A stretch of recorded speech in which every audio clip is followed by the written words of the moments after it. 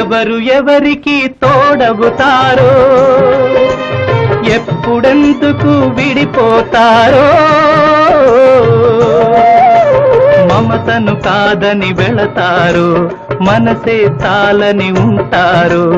ఎవ్వరి పయనం ఎందాకో అడగదు ఎవ్వరిని బదులే దొరకదని అడగదు ఎవ్వరిని బదులే దొరకదని ఓ బాటసారి